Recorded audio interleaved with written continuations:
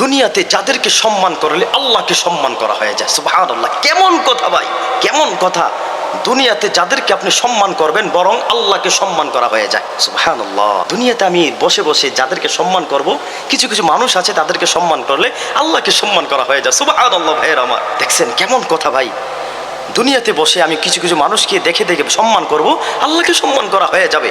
সুবহানাল্লাহ, ওইটা হলো ভাইয়ের আমার এক নম্বর। হলো দুনিয়াতে যদি আপনি ন্যায়পরায়ণ বাদশাকে সম্মান করেন তাহলে আল্লাহকে সম্মান করা হয়ে যাবে। সুবহানাল্লাহ, ন্যায়পরায়ণ বাদশা, ন্যায়পরায়ণ মন্ত্রী, ন্যায়পরায়ণ মেম্বার, ন্যায়পরায়ণ চেয়ারম্যান, ন্যায়পরায়ণ যে কোনো সেক্টর হোক, সর্দার হোক, মাতবর হোক, আপনি যদি সে ন্যায়পরায়ণ থাকে, সে যদি সৎ পথে থাকে, তাকে আপনি সম্মান করবেন।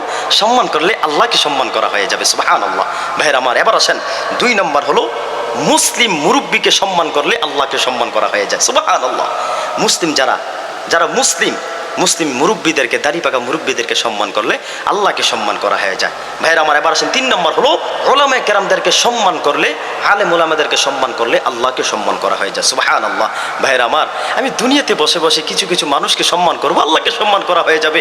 কেমন কথা ভাই, কেমন একটা পাওয়ার, কেমন একটা যুক্তি, দেখছেন? আল্লাহু আকবার। দুনিয়াতে বসে বসে কিছু কিছু মানুষকে আমি সম্মান করবো, আল্লাহকে সম্মান করা হয়ে যাবে। এক নম্বর হলো ন্যায়পরায়ণ বাদশাকে সম্মান করলে আল্লাহকে সম্মান করা হয়ে যাবে। দুই নম্বর হলো মুসলিম মুরব্বীদেরকে, দাড়ি পাকা মুরব্বীদেরকে সম্মান করব, আল্লাহকে সম্মান করা হয়ে যাবে। তিন নম্বর হলো হক্কানি উলামায়ে কেরামদেরকে সম্মান করব, আল্লাহকে সম্মান করা হয়ে যাবে। সুবহানাল্লাহ, আল্লাহ আমাদের সবাইকে এই তিন ধরনের মানুষকে সম্মান করবার তৌফিক দান করেন। আমিন।